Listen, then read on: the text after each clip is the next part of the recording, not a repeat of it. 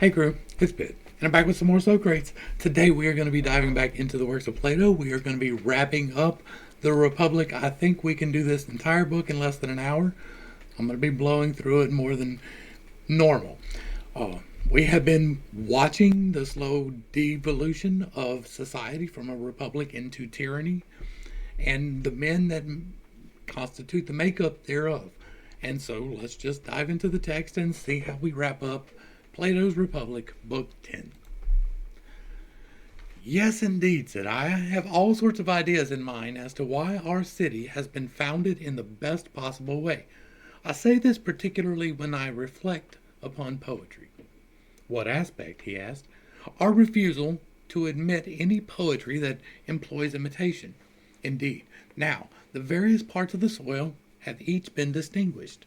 It is even more evident, in my opinion, that this should not be admitted. What do you mean? Well, between ourselves, since you won't denounce me to the tragic poets and all the other imitators, everything of this sort seems to be a mutilation of the minds of those who hear it, without possessing the antidote of knowing things as they actually are. What exactly do you have in mind when you say this? This must be spoken, even though the love and reverence that I have for Homer since my childhood prevents me from speaking.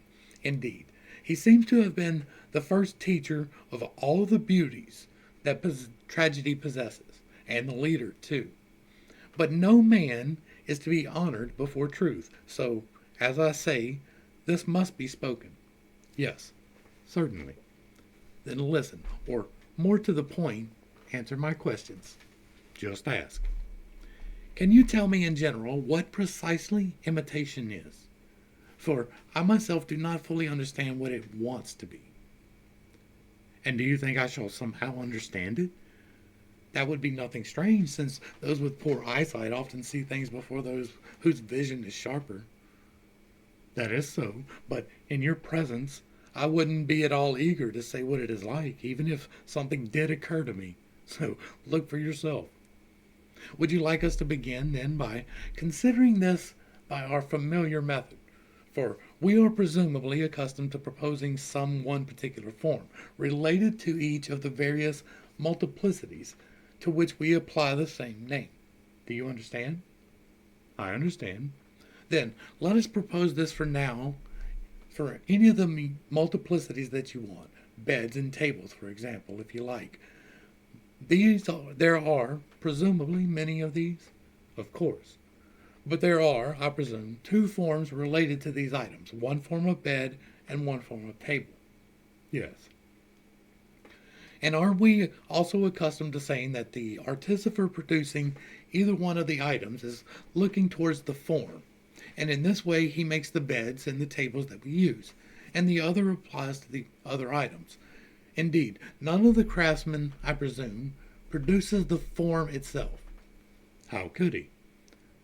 Not at all, but let's see what you call the artificer in the following case. What artificer? The one who makes everything that each particular craftsman makes. You are speaking of a clever and most amazing man. I'm not finished yet. You'll soon say so all the more, for this same craftsman is not only able to make all the manufactured items, but he also makes everything that springs from the earth. And he fashions all the living creatures and everything else too, and himself. And in addition to these, earth and heaven and gods. And he fashions everything that's in heaven and in Hades under the earth. You are speaking of an absolutely amazing sophist. Don't you believe me? Well, tell me, do you think that an artificer does not, like this, doesn't exist at all? Or do you think that there could, in a way, be a maker of all these things, although in another way there could not? Or are you not aware that even you yourself would be able to make all these in a way? And what is that way? It's not difficult. This crafting is done quickly in many ways, but it is surely quickest if you are prepared to take a mirror and carry it around wherever you go. Then you will quickly make a sun and whatever is manufactured in the sky, You will quickly make the earth, quickly make yourself and the other creatures too, manufactured items, plants, and whatever else was mentioned just now. Yes, they are appearances that do not, I take it, exist in truth. Excellent. That's just what the argument needs. For a painter, I believe, is an artificer of this sort. Is this so? Of course. But you will maintain, I imagine, that what he makes is not true. And yet the painter does, in a way, make a bed, does he not? Yes, he do makes an appearance of a bed, anyway. What about the bed maker? Didn't we say earlier that he does not make the form, which, according to us, is what a bed is? He makes some particular bed. Yes, so we said. Now, isn't it the case that if he does not make what it is, he would not be making what it is, would he? Although something of this sort is like what is, but is not what is. So, if someone were to maintain that the work of the artificer of the bed, or of any of the other artificer produces, in is in the most complete sense, he is unlikely to be speaking the truth. Yes, at least that would be the opinion of those who spend their time on arguments of this sort. Then we should not be at all surprised if the manufactured bed also proves to be somewhat obscure in comparison with truth. Indeed not. So, would you like us to use particular examples to inquire into what precisely this imitator is? As you wish. It turns out, then, that there are these three beds. First is the one that is in nature, which we would maintain, I believe, was produced by God. Or is there someone else? No one else in my view. Then there is the one that the carpenter produced. Yes. And the one the painter produced. Is this so? So be it. Then the painter, the bedmaker, and God, these three, are responsible for three forms of bed. Yes, three. Now, God made only one bed itself. What bed is? Either because he did not want to make more, or because some necessity was laid upon him to fashion just one bed in nature. Two or more beds of this sort were not planted by God, nor will they ever grow naturally. Why is that? Because if he were to make only two, another one would make its appearance, whose form both of those others would possess. And that third bed, and not the other two, would be what bed is. Correct. So God, knowing all this, I imagine, made it one by nature. Because he wanted actually to be a maker of a bed. That actually is, and not the maker of some particular bed, or another mere bed maker. Quite likely. Now, do you want us to refer to him as its natural maker, or something of that sort? That's the right name, especially since he has made this and everything else through nature. What about the carpenter? Won't we call him the artificer of a bed? Yes. And shall we refer to the painter as an artificer and maker of this sort of thing? Not at all. Then what shall we say he is in relation to the bed? I think that it is most reasonable to refer to him as an imitator of whatever those other are artificers of. So be it. Are you to call the person whose product is at a third removed from nature an imitator? Yes, certainly. So this will include the maker of tragedies. If he is indeed an imitator, he is naturally at some third removed from the king and from the truth, as are all the other imitators. Quite likely. We have agreed then about the imitator, but tell me something about the painter. Does he attempt to imitate the thing itself, the thing in nature? In each case, or does he imitate the works of the artificers? The works of the artificers. and as they are or as they appear. You still have to make this distinction. How do you mean? As follows. If you look at a bed from the side or from the front or in any other way, does it differ from what it itself is? Or does it not differ at all, even though it appears different? And does the same hold for everything else too? That's it. It appears different, but doesn't differ at all. Then consider this very issue. What is painting directed towards in each case? Is it directed towards imitating what is, as it is, or towards imitating what appears as it appears?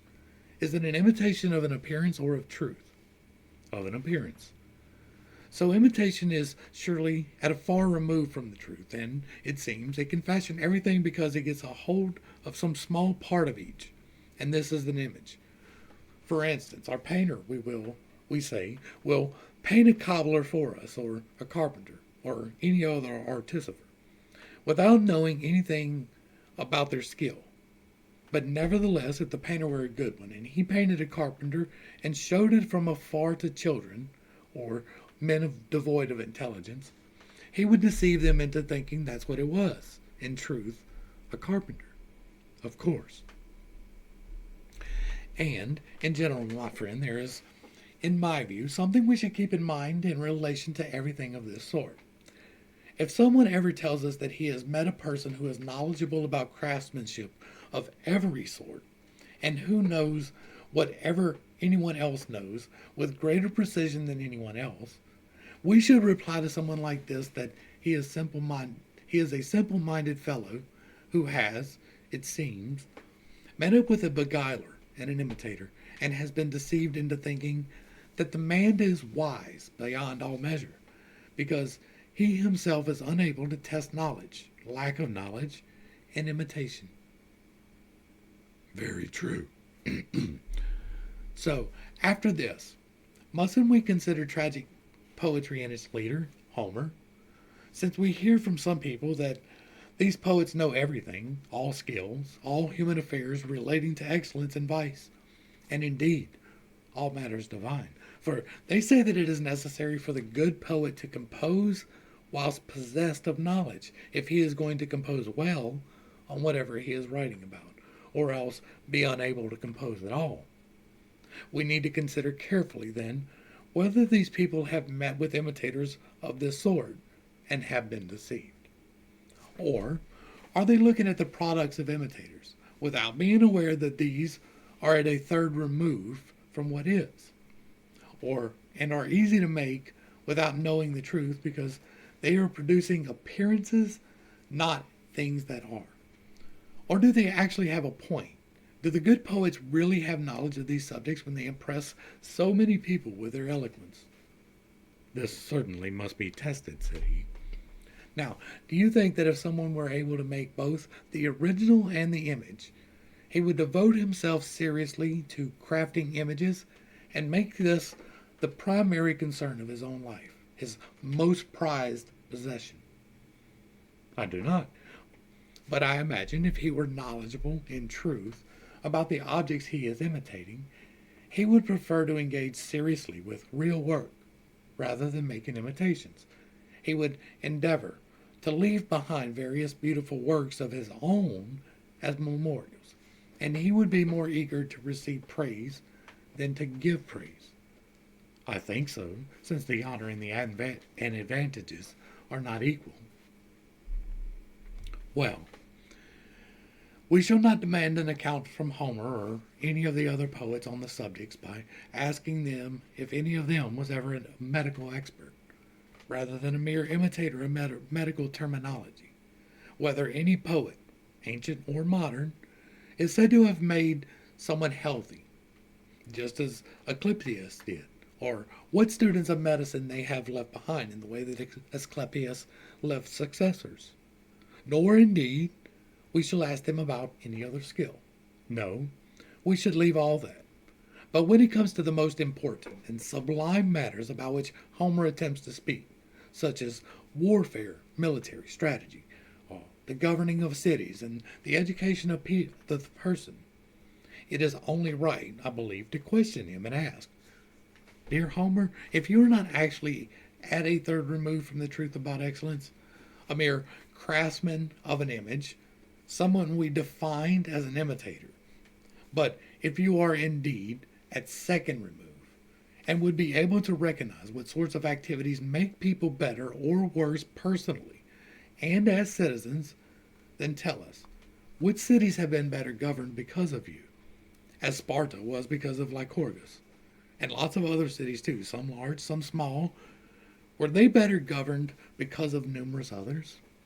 What city celebrates you for being a good lawgiver and for being of service to them?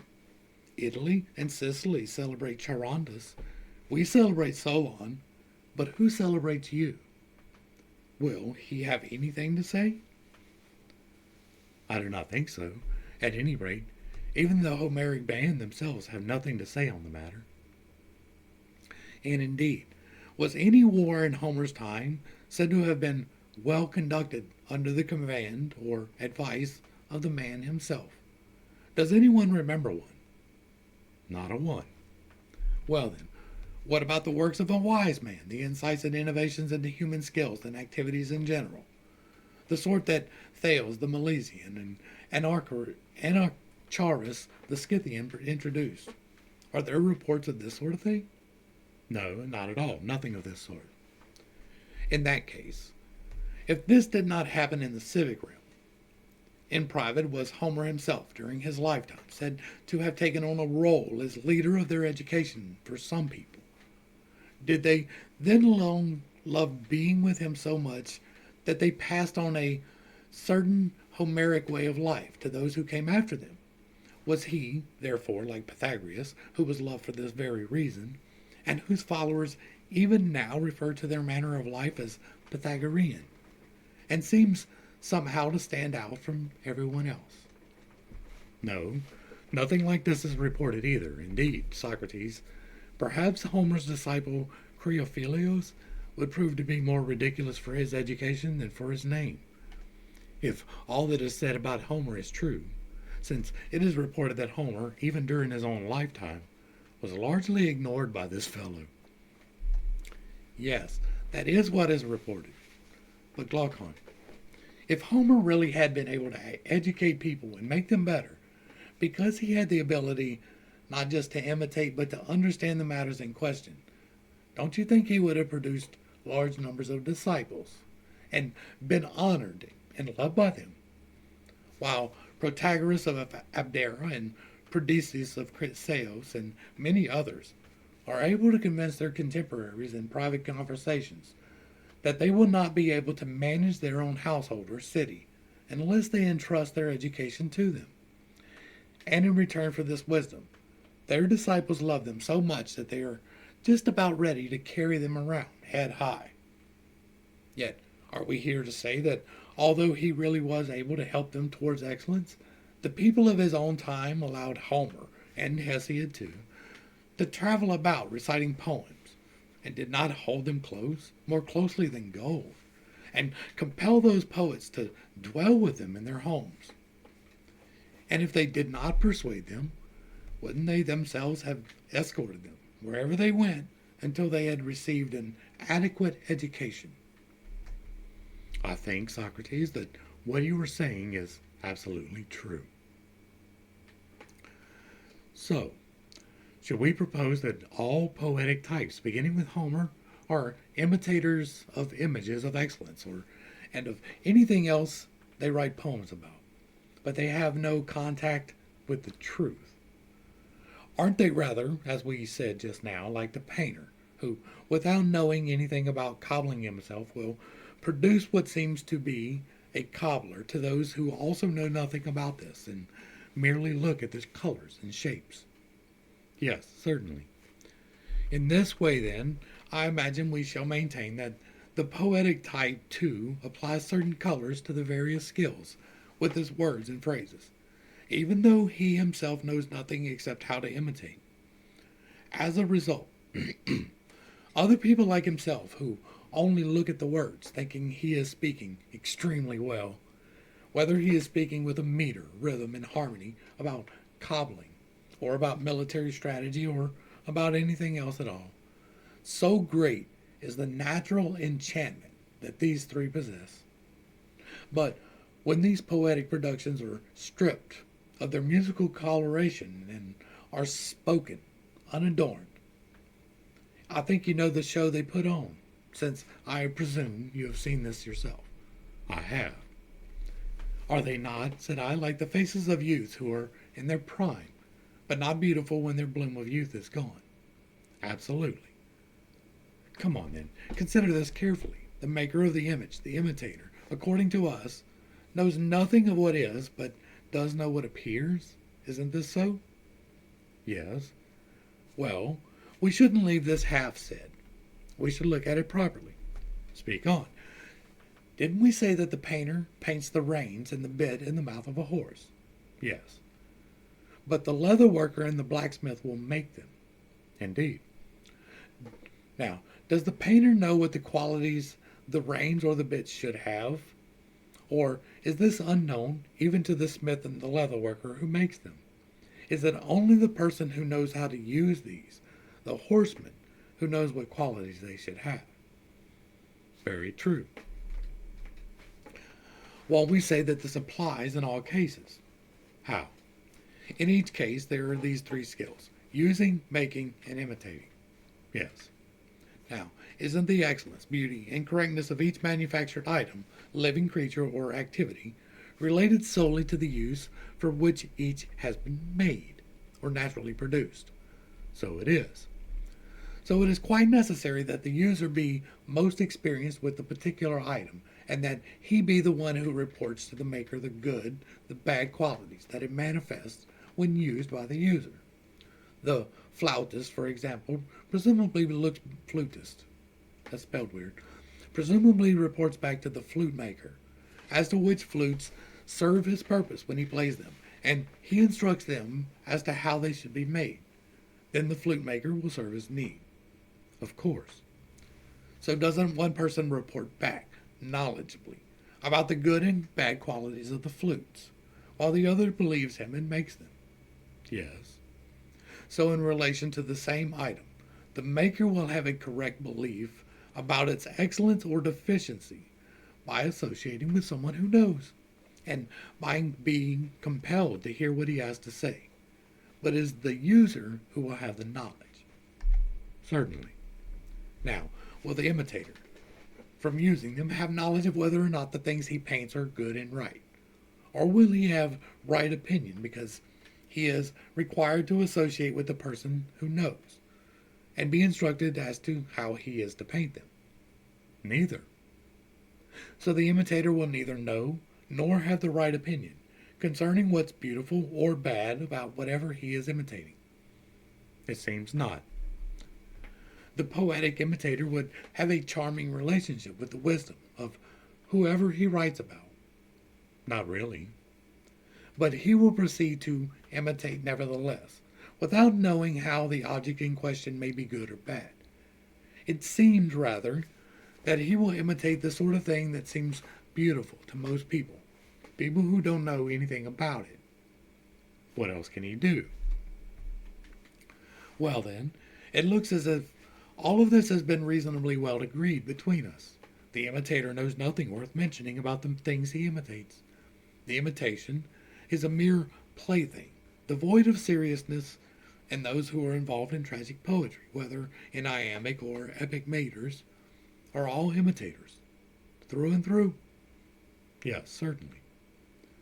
By Zeus, this business of imitation is concerned with something at a third remove from the truth. Isn't this so? Yes.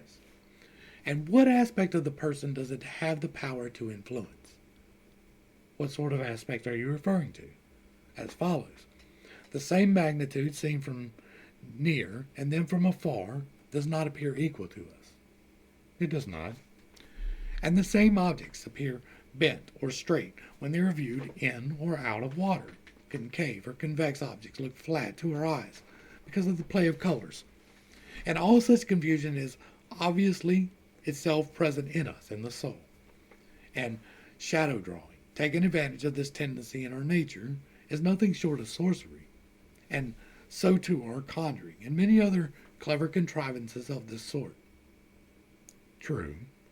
Now, weren't measuring, counting, and weighing invented as intelligent safeguards against all of this, so that we may not be dominated by what appears greater or less, or more or heavier, but by that which has calculated, measured, or indeed weighed? Of course. But this function would belong to the calculating part of the soul. Yes, it belongs to this part. But when this part is done measuring and has indicated that some objects are greater than, or less than, or equal to the others, the contrary qualities often present themselves at the same time in relation to the very same objects. Yes. Now, didn't we say it's impossible for the same thing to hold contrary views about the same thing at the same time?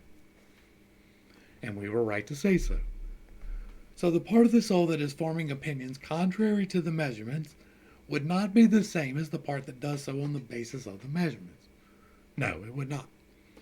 But the part that trusts in measurement and calculation would be the best part of the soul. Indeed. So the part that is opposed to this would be one of the lesser elements in us, necessarily. Well, this is what I wanted us to agree upon when I was saying that painting and imitation, generally, fashions a product that is far removed from the truth. And the part in us that consorts with it is, in turn, removed from intelligence. And imitation is its companion or friend for no sound or true purpose. Entirely so. So imitation, which is something lowly, generates lowly offspring by associating with something lowly. So it seems. Does that apply only to imitation we can see, or does it apply to that which we can hear, the imitation we call poetry? It is likely to apply to poetry too. Well, let's not put our trust only in what's likely by analogy with painting. Let's take a look, rather, at the part of the mind with which poetic imitation consorts, and see whether it is lowly or superior. Yes, that is what's needed. Then let's propose the following. Imitation, we say, imitates human beings, performing actions under compulsion or voluntarily, thinking that they have done well or done badly as a result of the activity, and experiencing pain or being delighted in all these. Is there something more to it than this? Nothing. Now, is the person in a unified state of mind in all of these cases? Or is there a faction, just as there was in the case of seeing, when he held opposite opinions with him and himself about the same objects at the same time? Is it the same in the case of these activities? Is there a faction? And does he fight with himself? But I recall that there is no longer any need for us to agree on this issue. Indeed, we have agreed all of this quite adequately in the previous arguments. Our souls are teeming with countless contradictions of this sort, arising at the same time. Correct. Correct indeed. But I think we now need to recount in detail something we admitted at the time. What is it? We also said earlier, I believe, that when a reasonable man meets with misfortune, such as the loss of a son or something that is very important to him, he will bear this loss more easily than other people. Entirely so. But now let's consider whether he will experience no distress, or, this being impossible, he will somehow keep measure in relation to the pain. More the latter, that's the truth. Now, tell me this about him. Do you think he will struggle more against the pain and resist it when he can be seen by his fellows, or when he is alone, just by himself? Presumably he will fight it much more when he is seen by others. But when he is on his own, I imagine he will dare to utter lots of things which he would be ashamed if anyone were to hear him. He will also do lots of things which he would not allow anyone to see him doing. So he would. Don't reason and law exhort him to resist, while the feeling itself draws him to the pain? True. But when a contrary tendency arises in a person about the same thing at the same time, we maintain that the person must have two elements within him. Of course. But isn't one of them ready to obey the law and follow its guidance? How? The law declares, I presume, that the very best course of action is to be at peace in the face of misfortunes, and not to be distressed, because the good or bad of such situations is not obvious. There is no future advantage in taking things badly. Nothing in human affairs deserves to be taken seriously, and being pained acts as an impediment to the very things whose assistance we need as quickly as possible in these cases. What are you referring to?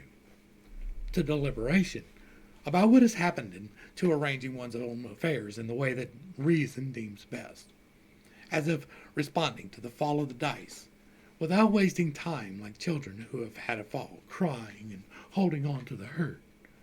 We should continually accustom the soul to turn as quickly as possible to the process of healing, and to ensuring that whatever has fallen or become diseased is put right, banishing lamentation by means of healing art. This is certainly the right way for someone to deal with life's misfortunes. So, according to us, our very best part is prepared to follow this reasoning, of course, but the part that leads us back towards our memories of what happened, and to our lamentations about it, and has an insatiable desire for these, is irrational and idle and a friend of cowardice. Isn't this what we shall say? We shall indeed. Now, one of these, the troubled, is highly susceptible to imitation in all sorts of ways, while the intelligent, peaceful disposition, because it is always much the same as itself, is neither easy to imitate, nor, when it is imitated, is it easily understood, especially not by a large crowd of people of all sorts gathered together in a theater. For the imitation is of an experience that is somehow alien to them. Entirely so. Then it is obvious that the imaginative poet has no natural affinity with the good part of the soul, and his wisdom is not designed to please this if he is going to be well regarded among the general population. Rather, he has an affinity with the troubled and complex character because it is so easy to imitate. Obviously. Isn't it only right that we set him aside at this stage and put him with the painter as his counterpart? In fact, he resembles him by producing products that are inferior in terms to the truth. But he is similar to him too, in appealing to that other part of the soul rather than to the best part. Accordingly, we would already be justified in denying him admission into a city that is to be well regulated, because he rouses this part of the soul and nurtures it, and by making it strong, he destroys the rational part. It's as if, in the case of a city, someone were to put degenerate people in charge, entrust the city to them, and destroy the better sort. Shall we maintain that the imitative poet does the same by establishing an evil form of government privately, in the soul of each individual, gratifying the irrational part that cannot even distinguish what's large from what's small, and believes that the same things are now big, now little? Is he not a maker of images that are very far removed from the truth? Entirely so. But we have not yet brought our significant accusations against poetry, for its ability to do harm even to the people of the best sort, with very few exemptions, is terrible in the extreme. Inevitably, if it actually does this. Listen and consider. Indeed, even the best among us, I presume, have had the experience of listening to Homer or one of the other tragic poets, imitating one of the heroes, grief-stricken, delivering a speech that stretches out into lengthy lamentations, or even singing, beating his breast. You know that we are delighted. We surrender ourselves. We follow along and feel what they feel. And in all seriousness, we praise whoever is best able to give us such an experience and call him a good poet? I know, of course. But when some personal misfortune befalls any of us, you realize in this case that we pride ourselves on the opposite response, on being able to remain at peace and to endure it, since this is the response of a man, while the other, the one we just praised, is a woman's response. I realize this. Now, is there anything good about this praise? When someone sees a man like this, a man he himself would be ashamed to be like and would not accept, should he be delighted and praise him rather than being filled with loathing? No, by Zeus, that does not seem reasonable. Raymond.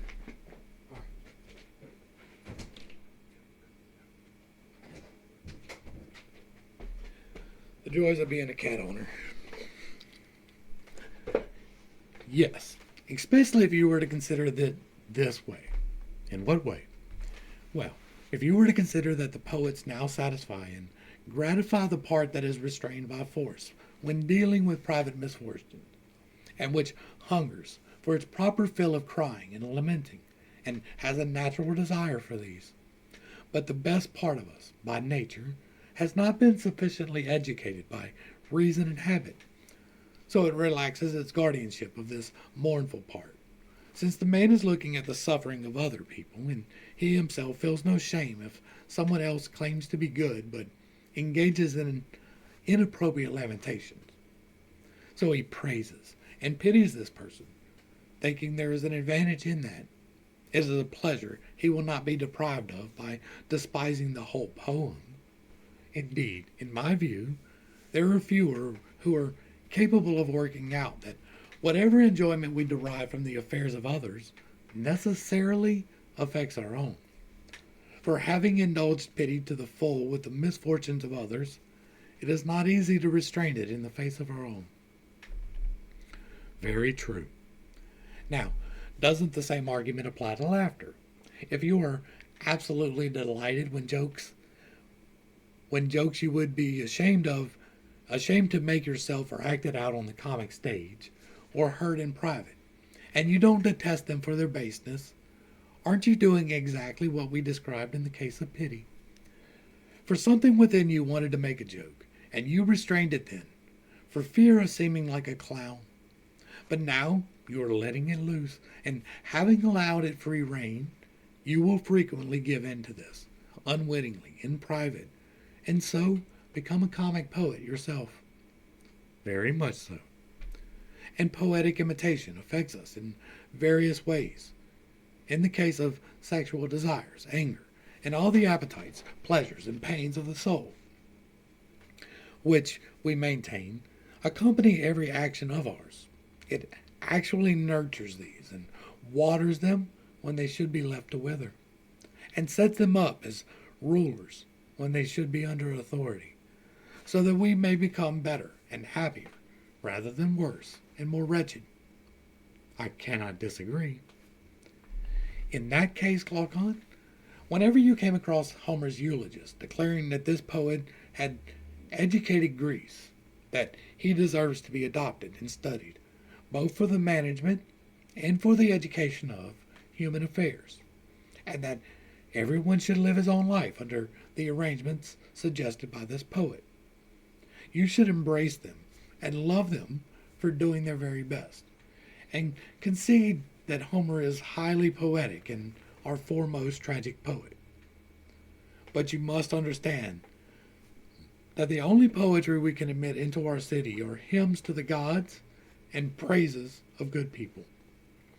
And if you admit the voluptuous muse in lyric or epic form, pleasure and pain will be the kings of your city, instead of law and the reasoning that always seems best to the community. Very true. Well, now that we have revisited the question of poetry, let this be our defense. We were, after all, acting reasonably when we banished it from our city, since this is what it is like. The argument proved this to us. But in case poetry accuses us of a certain harshness and lack of refinement, let's explain to her that a dispute between philosophy and poetry is of ancient date. Indeed, there are signs of this long-standing opposition in expressions such as the yelping hound that bays against her master, and paramount in the empty talks of fools, and the mob that rules, the overwise, and the subtle thinkers who turn out to be poor, and there are scores of others. Nevertheless, let's declare that if someone is able to put forward an argument as to why there should be poetry and imitation, whose aim is pleasure in a well-regulated city, we would gladly receive these back again because we realize that we are still charmed by them. But it is an unholy act to betray what you think to be true. Is this so, my friend? Aren't you charmed by her too, especially when you meet her through Homer? Very much so. Then, isn't it only right that we allow her back under these circumstances, once she has defended herself in lyric or in some other meter? Yes, entirely so. And we would, presumably, also allow her supporters, who are not poetical but who do love poetry, to make a case on her behalf, devoid of poetic meter, arguing that she is not only a source of pleasure to civic society and to human life, but a source of benefit too. And we would listen fairly, since we would surely gain an advantage if she proved to be beneficial rather than merely pleasant. Yes, the advantage would inevitably be ours. But if not, my dear friend, we must act like those who have fallen in love with someone, but forcibly restrain themselves nonetheless, because they believe that the love is not beneficial, because of the love of such poetry engendered by our upbringing, under our good systems of government, we shall be well disposed to a proof that she is utterly good and true. But as long as she is unable to offer a defense, we shall listen to her while chanting this argument to ourselves. The one we are stating, this charm of ours, as a precaution against falling once more into the childish love that most people have for such poetry. But we are now aware that it must not be taken seriously as something serious that lays hold to the truth.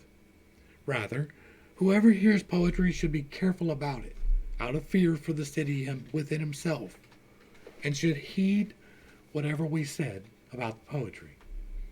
I agree entirely. Yes, dear Glaucon, the struggle is a great one, greater than you think. What's at stake is becoming good or bad. And so we should not neglect justice and excellence in general, because we are excited by honor, money, or any power, indeed, by poetry. I agree with you. On the basis of all we have recounted, I think anyone else would agree too.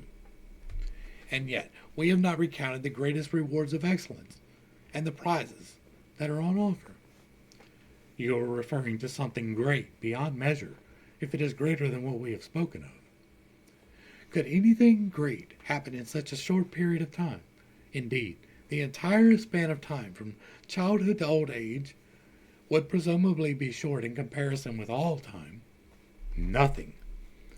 Well then, do you think something immortal should take a short time span like this seriously, but not be serious about all time? I think it should be serious about all time, but why are you saying this? Are you not aware that our soul is immortal and never destroyed? And he looked at me in amazement and said, By Zeus, I am not. But are you able to say this?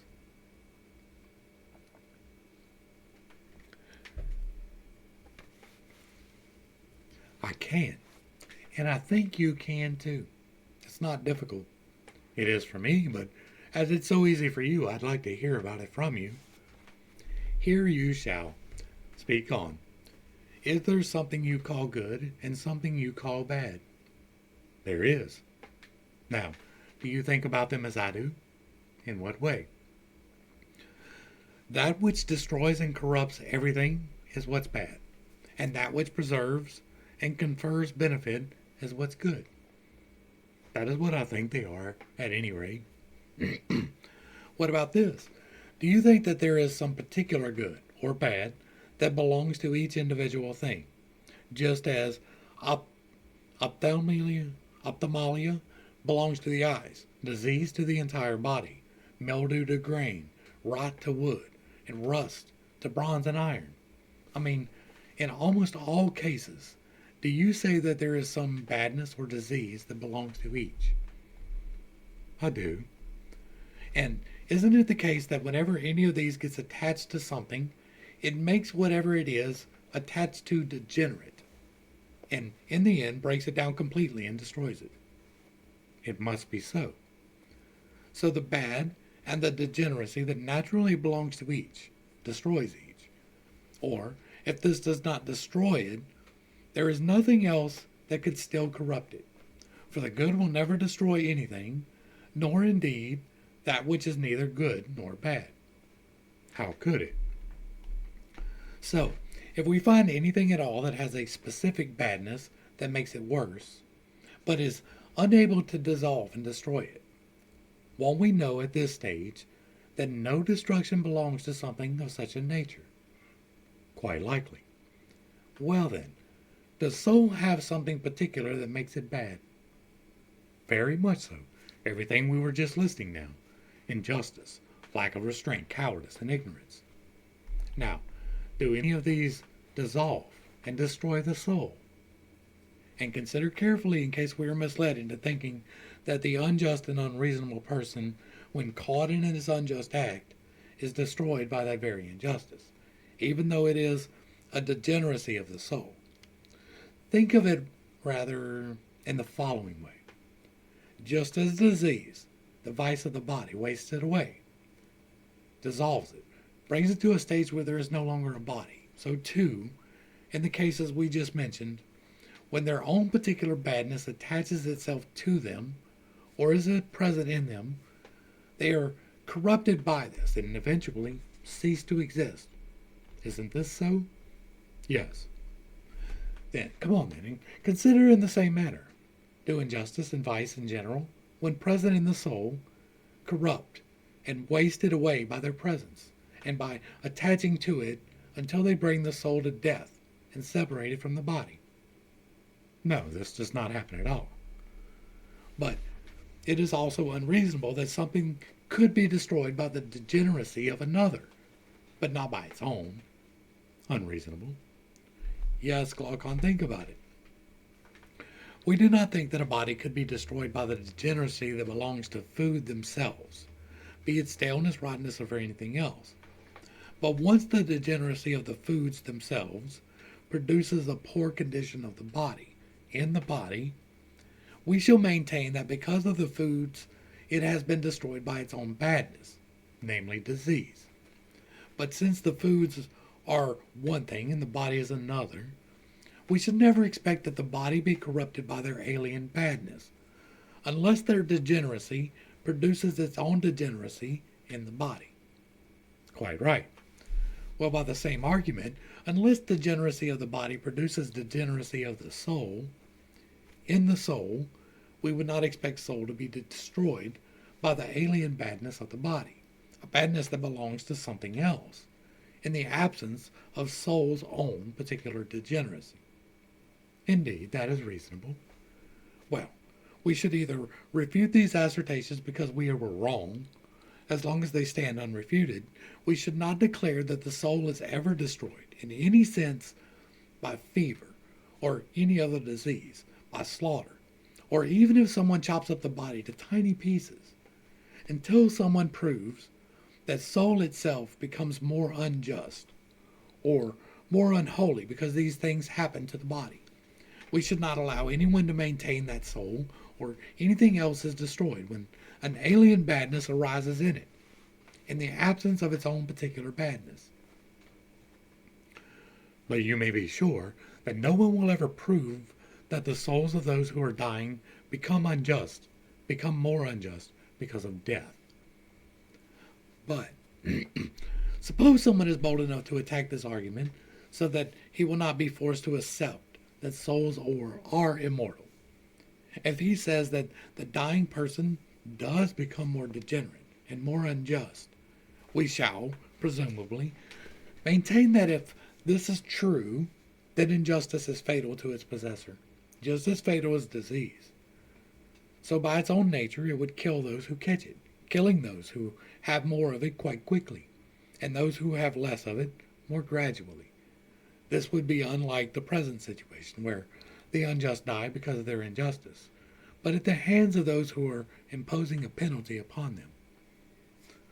By Zeus, said he, if injustice is going to be fatal to its possessor, it will turn out to be not to be so terrible after all, for it would be a release from evils. But I think it is more likely to turn out to be the exact opposite. If it kills others, if that is actually possible, while making its possessor more lively, and in addition to being more lively, more awake too, and so in my view, it seems nowhere near to being fatal. You are right. In fact, when its own particular degeneracy and its own particular badness is not sufficient to kill or destroy soul, then badness assigned to the destruction of something else will hardly destroy soul, or anything else for that matter, except that which it is assigned to destroy. Hardly likely indeed.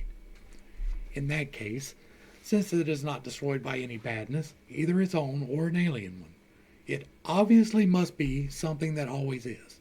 And since it always is, must it be immortal? It must. Well, this is how matters stand. And since this is so, you may note that the souls must always be the same, for their number could not become less, I presume, since none are destroyed, nor could there be more of them, since you know that any increase in number among any immortal beings, immortal things, would come from the mortal, and everything would, in the end, be immortal. True. But let us not think that this is so, for the argument will not allow it, nor again should we think that the soul, in its truest nature, is the sort of thing that is full of variation, dissimilarity, and divergence with respect to itself. How do you mean? It is not easy for something to be everlasting when it is composed of many things, and they have not been put together in the best possible way, which is how the soul appeared to us just now. No, that is not likely to be easy. Well, through our earlier arguments and others would although our earlier arguments and others would compel us to accept that the soul is immortal, we should still behold what it is like in truth, not mutilated by its association with the body and other bad influences, which is how we behold it now. We should, rather, use reason to see it properly, as it is when it has been purified, and we shall find that it is much more beautiful, and we shall discern justice and injustice with greater clarity, and everything else we have just described. We have now spoken the truth about it, and it appears as it appears at the moment. But although we hold it in this condition, we are like people looking at the sea gods, Glaucus, who are still unable easily to see his ancient nature, because the original parts of his body had been broken off, smashed, and mutilated by the waves, and other things have attached themselves to him, such as shells and seaweed and rocks, so that he seems more like some wild animal rather than what he is by nature. That's also how we behold the soul, in a condition that results from countless bad influences. But, dear Glaucon, we should look elsewhere. Where?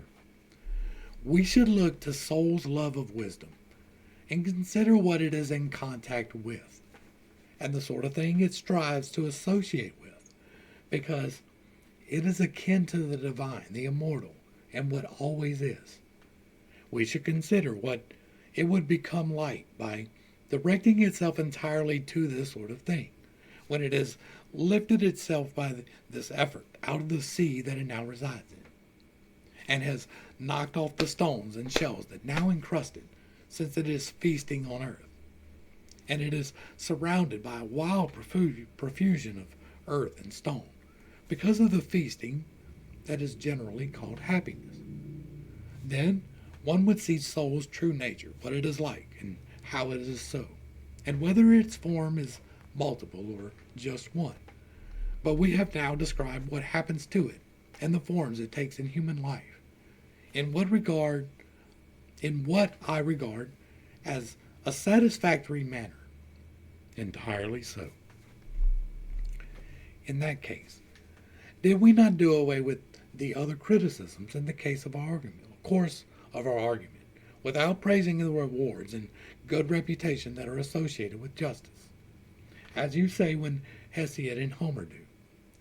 Have we not found that justice itself is the best for soul itself, and that soul should perform just actions, whether it possesses the ring of Gyges or not, and the helmet of Hades too, in addition to that famous ring? Very true. Well then, Glaucon, at this stage there should, in addition, be no reluctance about restoring to justice, and to excellence in general, any rewards of any kind that they afford to the soul, either from humanity or from the gods, during a person's life or after he dies. Absolutely. In that case, will you restore to me what you borrowed in the argument? What, precisely? I conceded to you that the just man must be reputed unjust, and the unjust man might be reputed just. You made this request, and even if these cannot go unnoticed by gods and mankind, the concession had to be made nevertheless for the sake of argument, so that justice itself might be judged alongside injustice. Don't you remember? It would be an injustice on my part if I did not. Well, now that they have been judged, I demand on behalf of justice that you restore her good reputation among gods and men, and that we too should concur that she is held in such high repute, so that justice may carry off the victory prizes that come from being reputed to possess justice. Prizes she bestows upon those who possess her truth. Indeed, has already proved that she bestows the truth that comes from actually being just, and is not just deceiving those who really do attain to her. A just demand. Would you concede, firstly, that the gods certainly are not unaware of what these two, justice and injustice, are like? We shall concede that. But if there is awareness of both, then one would be loved by the gods and the other hated by the gods, as we agreed at the outset. Quite so. And won't we agree that for the best person who is loved by the gods, whatever comes from the gods at any rate is all for the best, unless some unavoidable badness accrues to him from a former transgression? Certainly. So in the case of the just man, we may presume that whether poverty or disease or one of the so-called evils befalls him, these will end in some good for this man during his lifetime, or after his death. For the gods certainly will never neglect someone who has an eager desire to become just, and to become as much like unto God as human being possibly can by pursuing excellence. Yes, a person like this is hardly likely to be neglected by his like. And shouldn't we presume that the exact opposite of all this applies to the unjust person? Very much so. These then would be the sort of prizes the gods give to the just man. Well, that is what I think anyway. But what prizes does he receive from mankind? If we are to describe the situation as it is, isn't it somewhat as follows? Don't the clever but unjust people behave like runners who run well when going up the track, but not in the other direction? At first, they sprint away at a brisk pace, but in the end they become laughingstocks as they run off the track without the victory wreath, with their ears drooping down to their shoulders. But the true runners keep going to the very end, collect their prizes, and are crowned as victors. Isn't this how things turn out for the most part? In the case of the just people, towards the end of each undertaking or association of their entire life, are they not well regarded? And don't they carry off the prizes that their fellow men bestow? Yes, indeed. So, will you put up with it if I say the same things about these people as you said about unjust people? For I shall say that When the just people get older, they take up positions of authority in their own city, if they wish, and marry from whatever families they wish, and marry their children into any families they please. In fact, I am now saying about these people everything you said then about those people. And furthermore, I shall say that the unjust, in most cases, even if they go undetected when young, are caught at the end of their course and become figures of fun. In old age they are trampled upon like wretches by strangers and by their own people. They are whipped, and they are suffering, and they suffer everything you rightly described as brutal. I won't repeat the details, so just assume that you have heard me list them and tell me if you will put up with my saying this. Yes, indeed. It is only right that you say so. These then would be the sort of prizes, rewards, and gifts that the just person receives from God and his fellow men during his own lifetime, in addition to those goods that justice herself bestows. Noble and secure rewards indeed. Well, they are nothing in number or extent in comparison with those that await the just and the unjust after death. These should now be heard, so that each of them may hear in full what they deserve to hear from the argument. Speak on, as there are not many things I'd be more pleased to listen to. I shan't tell you the long tale that Alcinius told, but a story of a brave man, the son of Arminius, a Pamphilian by race. Once upon a time, he met his death on the battlefield, and when the corpses were being gathered, after 10 days, already decomposing, his body was found in good condition. He was brought home, and on the 12th day, as the funeral was about to begin, he was lying on the pyre. He revived, having come back to life, and described what he had seen there in that other place. He said that when his soul went forth, it proceeded along with many others, and they arrived at a mysterious region in which there were 2 openings in the earth side by side, and the 2 others in the heaven above, directly opposite them. Judges were seated between these, and once they had passed judgment, they ordered the just to proceed upwards to the right, through the heaven, with signs attached in front of them, indicating the judgments that had been passed. And they ordered the unjust to proceed downwards to the left, also wearing signs behind them, indicating all they had done.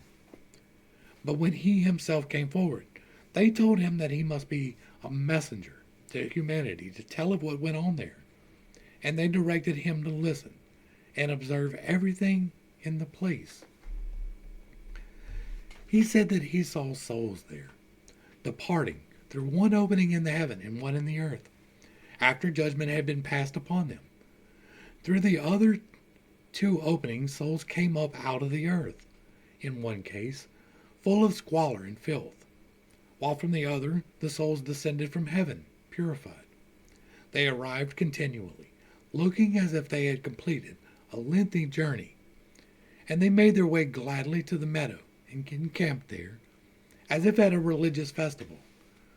Those who recognized one another embraced, and those who came out of the earth inquired from the others about what went on in there, in the other place, while those who had come from the heaven asked about what went on below. They swapped stories with one another, one group wailing and lamenting as they recalled whatever they had suffered and seen, and what it was like on their journey beneath the earth, which was a journey of 1,000 years, while those who had come from the heaven, for their part, described pleasant experiences and scenes beautiful beyond measure. To recount the many details Glaucon would take a long time, but the summation was as follows.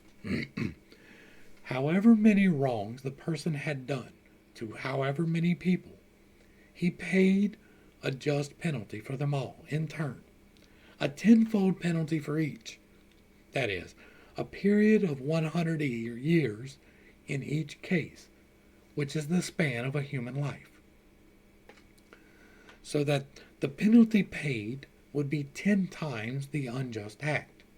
For instance, if someone had been responsible for many deaths by betraying entire cities and armies and reducing them to slavery, or had been responsible for some other enormity besides, they would receive back the pain of all these multiplied tenfold for each.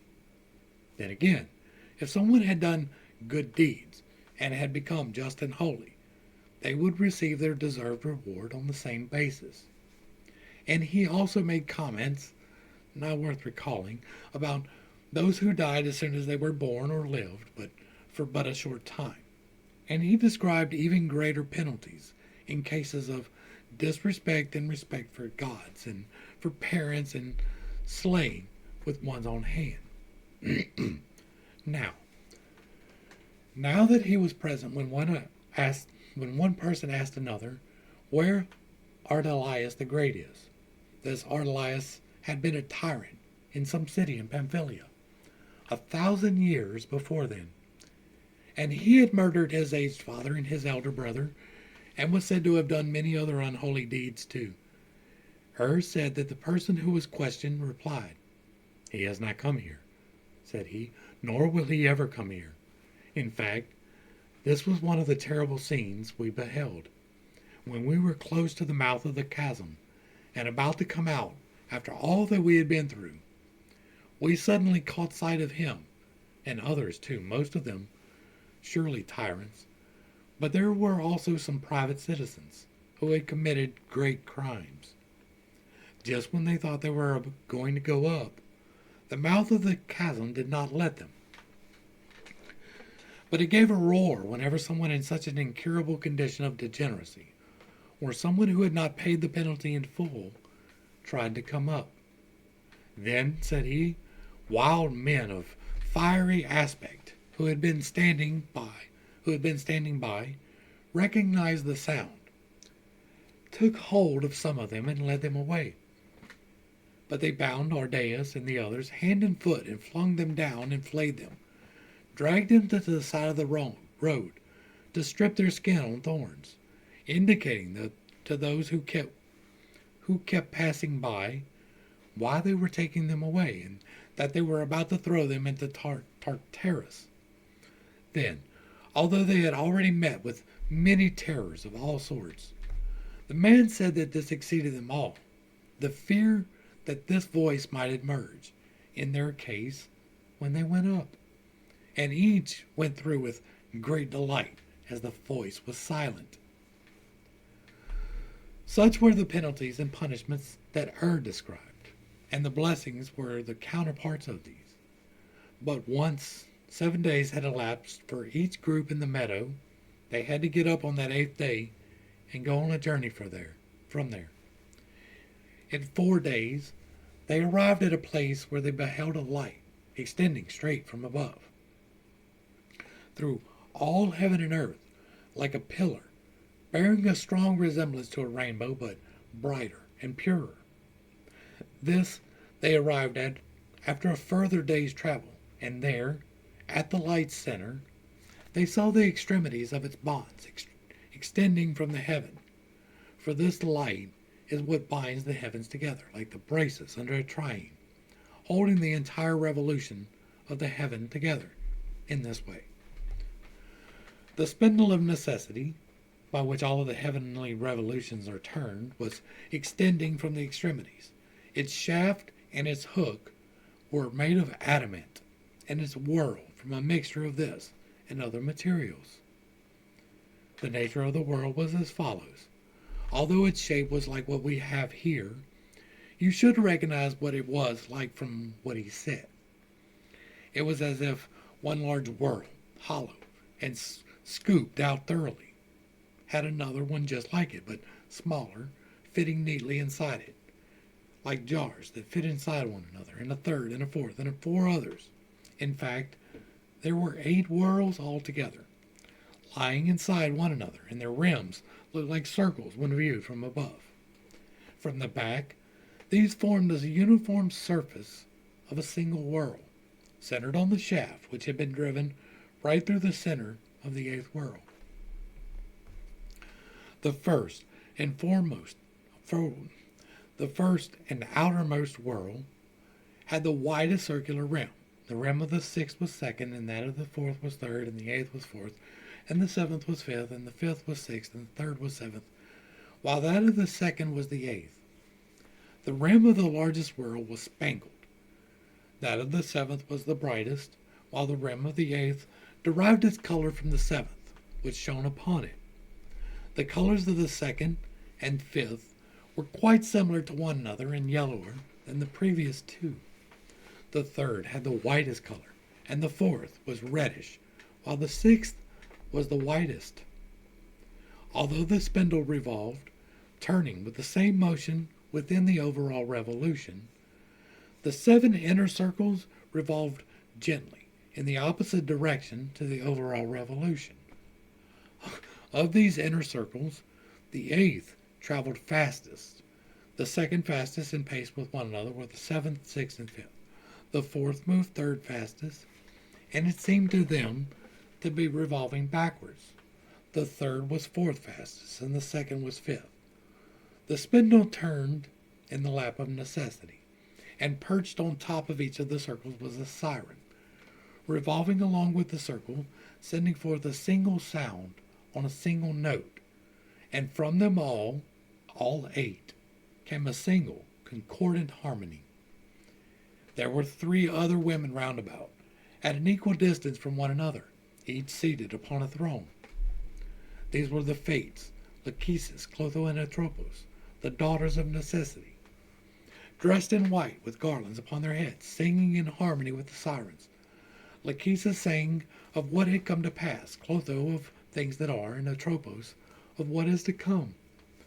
Clotho, with a touch of her right hand, was helping turn the outer revolution of the spindle, pausing from time to time, while Atropos, with her left hand, did the same for the inner revolutions, and Lachesis lent a hand to each of the revolutions in turn, with each hand in turn.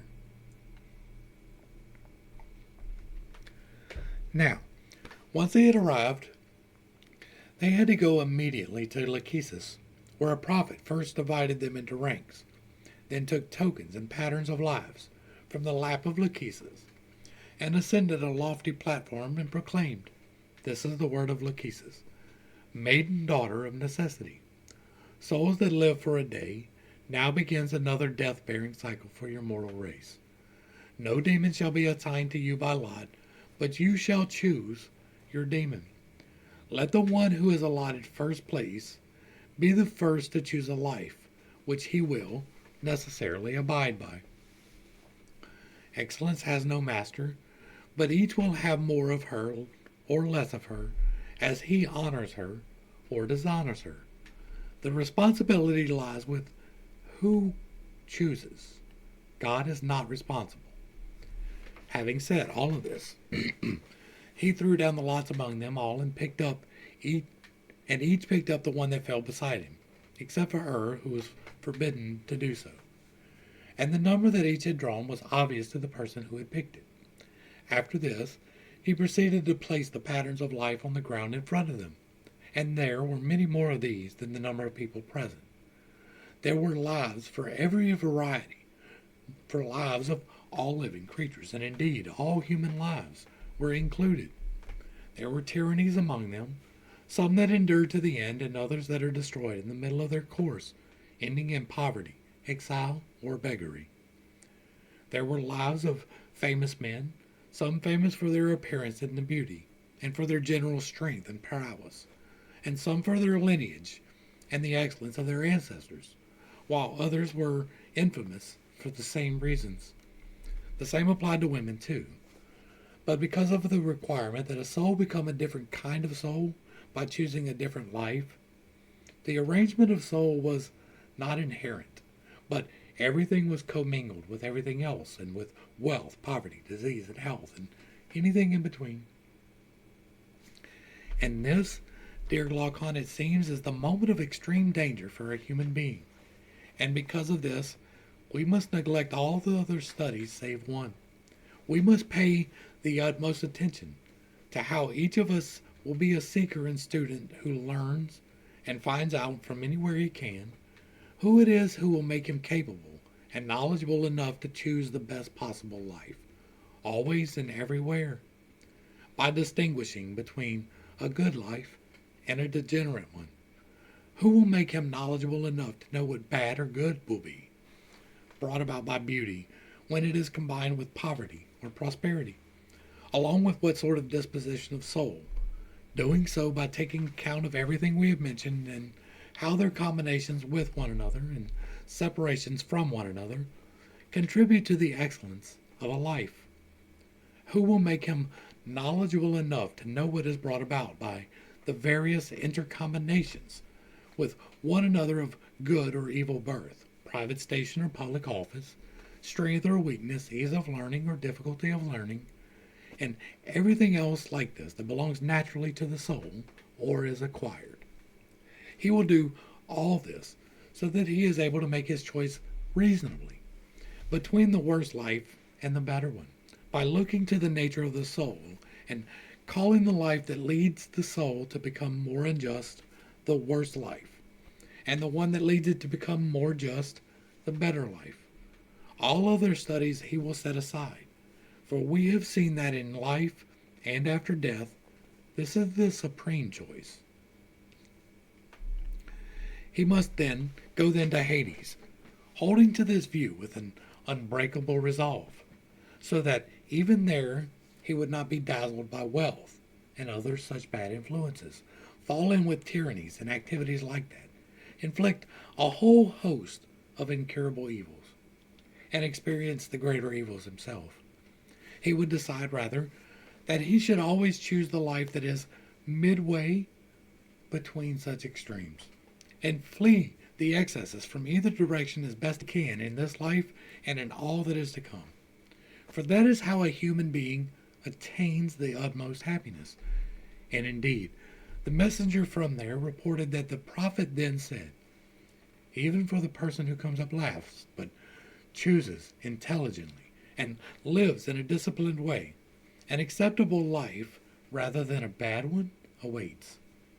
The first to choose must not be careless, and the last must not be despondent. He said that once the prophet had made this announcement, the person who had been allotted first place came up immediately and chose the most extreme tyranny.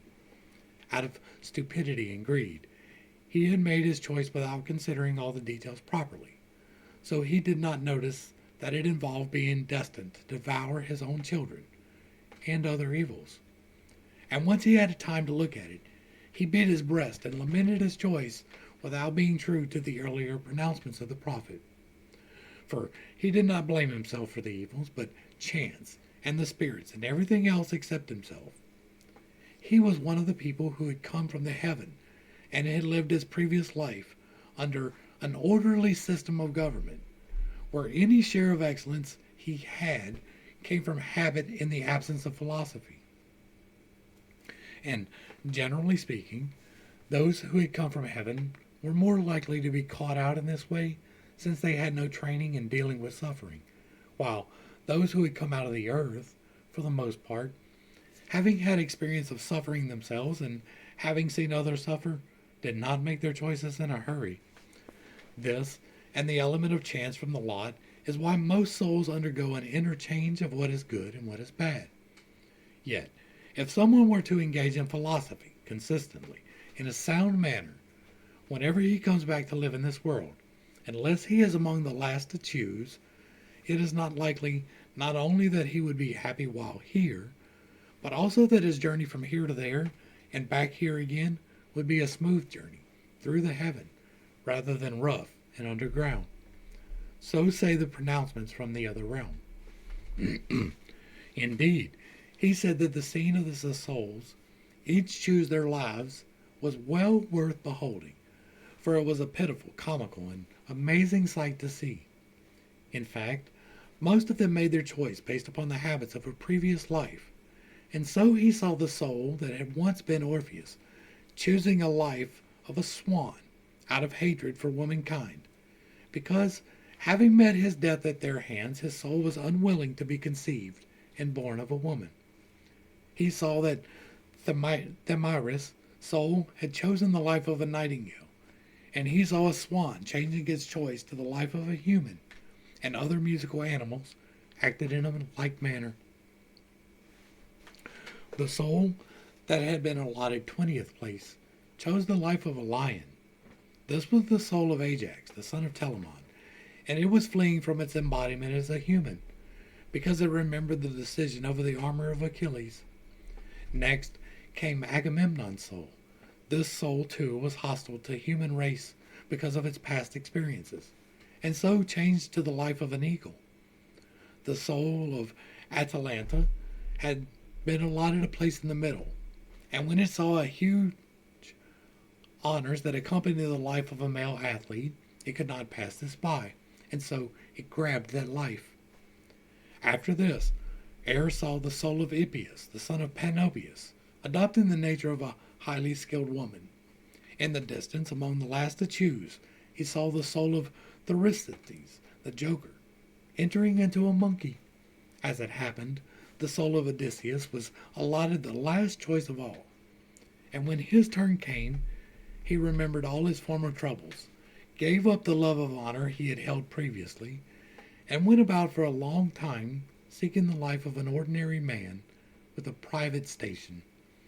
He found it with difficulty, lying about somewheres neglected by everyone else, and he said when he saw it that he would have done the same thing even if he had been given first choice, and he chose it gladly. And similarly, the other beasts entered into human beings or into one another. The unjust changed into wild creatures, while the just changed into tame ones, and there were mixtures of all sorts. Now, once all of the souls had chosen their lives, they went up to Lachesis in the allotted order, and she sent them on their way, with the demon that each had chosen as the guardian of that life, who fulfills what has been chosen. The guardian first led the soul to Clotho to ratify the fate it had chosen, as allotted beneath her hand, and she turned the revolving spindle. And once the fate had been confirmed, the guide led it on again to Atropos in her spinning, to make the web of destiny unalterable. And there it went, inexorably, beneath the throne of necessity. And when it had gone through, since the others had gone through, they all proceeded to the plain of forgetfulness, through terrible burning, stifling heat, for the place is devoid of trees or anything that springs from the earth. Evening was coming on by then, and so they encamped by the river of heedlessness, whose water no vessel can contain. Now, it was necessary for all of them to drink a measure of the water, but some, who were not protected by wisdom, drank more than the measure, and as he drank, each forgot everything. And when they had fallen asleep, at midnight, there was thunder and an earthquake, and each was suddenly borne upwards, this way and that, to their birth, like shooting stars. He himself had been prevented from drinking the water. Yet he did not know by what manner or means he arrived back at the body, but he suddenly looked about, and saw himself already lying on the funeral pyre at dawn. And that, dear Lacan, is how the story was saved and not lost, and it may save us too if we heed its advice, and we shall safely cross the river of forgetfulness without defiling our soul. But if we are persuaded by me, we shall regard the soul as immortal and capable of bearing everything bad and everything good too. And we shall hold always to the upward path, practicing justice, accompanied by wisdom in every way possible, so that we may be friends to ourselves and to the gods, both during our stay here and when we receive the rewards of justice, carrying them off like prizes, like prize winners in the games. And both here and in the journey of 1,000 years that we have described, all may be well with us. And so ends Plato's Republic, the end of Book 10 and the end of this particular sequence of events. And it has been quite eye-opening. We have seen the souls of men reflected, right? Maybe not truly and in full, but in general and fairly well. We have seen how government should be. We have seen how we should each organize our lives. We should be the most productive that we can. We should take on the biggest burden that we can. We should serve in the best capacity that we can. And we should always choose the upward spiral. This particular book has been really interesting because I'm doing a Bible study, and it is interesting to see these particular concepts laid out here, because where I'm at in the Bible, there is no concept of this yet. But shortly after this, over there, this pops up, and that is an interesting thing to consider. Hopefully I brought a little bit of enlightenment and not too much confusion to a somewhat complicated topic. I don't have a whole lot to add. I do suggest that you check the link down below and that you go back and check out the dialogues of Plato for yourself. We will be diving into more, probably not too quickly though. I'm going to be looking at some other things for a while. To the crew, thanks for hanging out. I appreciate every single minute you are here with me. And I am praying for you every single day. Until next time, I love you. God loves you. You are perfect, whole, and complete just the way that you are. And this has been Pitt State. Peace.